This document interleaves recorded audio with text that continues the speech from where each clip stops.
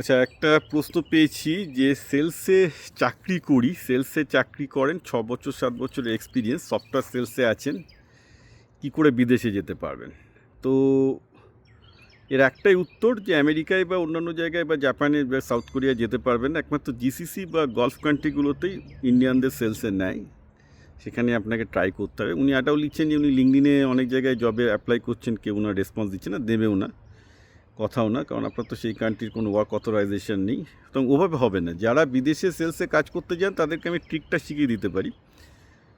বিদেশি প্রচুর কোম্পানি ইন্ডিয়াতে প্রোডাক্ট বেচে বা অন্য জায়গায় প্রোডাক্ট বেচে, তাদের সাথে আপনারা প্রথমে ফ্রিল্যান্স মোডে সাকসেস ফি বেসিসে হন, অর্থাৎ আপনি সেল করলে 10%, 15%, 30% কমিশন পাবেন, সেই ভিত্তিতে আপনি যোগ দিন পার্ট টাইম। সেইটা করে আগে নিজেকে প্রমাণ করুন।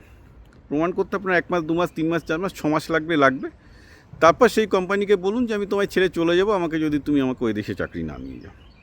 সেলস এমন একটা জিনিস, সেলস হচ্ছে একদম হৃৎপিণ্ড, বুঝলেন তো? হৃৎপিণ্ড, এখান থেকে যদি ব্লাড সার্কুলেট না করে কোম্পানি মরে যায়। সুতরাং আপনি একবার যদি একটা কোম্পানি সেলস প্রসেসে ঢুকে যান, গিয়ে সেখানে প্রমাণ করতে পারেন যে আপনি কোম্পানির জন্য ইনকাম করতে পারেন, you are capable, you are very good sales person.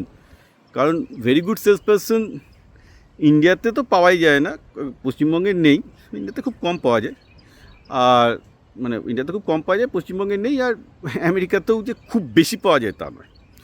ভালো সেলসের চাহিদা সব জায়গায় আছে। সুতরাং আপনি যদি ভালো সেলস করতে পারেন, একবার যদি নিজেকে ফ্রিল্যান্সিং করে সাকসেস ফি বেসিসে কাজ করে, মানে কমিশন বেসিসে কাজ করে প্রমাণ করতে পারেন যে you are very useful for them, useful sales person for them, তাহলে কিন্তু আপনার ভাগ্যটা ঘুরে যেতে পারে পুরোপুরি। সুতরাং আগে আপনাকে কেউ চেনে না, আর সেলসের লোকজন তো বুঝতেই পারছেন সবসময় ঢপ দেয়। সুতরাং সেলসের রেজুমে কেউ দেখে না, সবাই জানে সেলসের রেজুমে মানে ঢপবাজি ছাড়া কিছু নয়। সুতরাং ওই রেজুমে পাঠিয়ে সেলস হয় না। আপনাকে একটা লোকের সাথে সুন্দর কথা বলতে হবে, কোম্পানির সিও বা তার সেলস ম্যানেজারদের সাথে বলুন আপনি তাদের জন্য এটা করতে পারেন, আপনি সাকসেসফুল বেসিসে করে দেবেন, এইভাবে র্যাপোর্টটা তৈরি করুন। See show your ability to develop relationship. সেই রিলেশনশিপটা তৈরি করার পর আস্তে আস্তে আপনি কিন্তু জিনিসটাকে ভালো করতে পারবেন। অর্থাৎ আমি কি বলছি আপনাকে, যে এই রিলেশনশিপটা তৈরি করছেন, দেখাচ্ছেন আপনি কেপেবল, তার বিনিময়ে আপনি কিছু সেলস কমিশন পাচ্ছেন।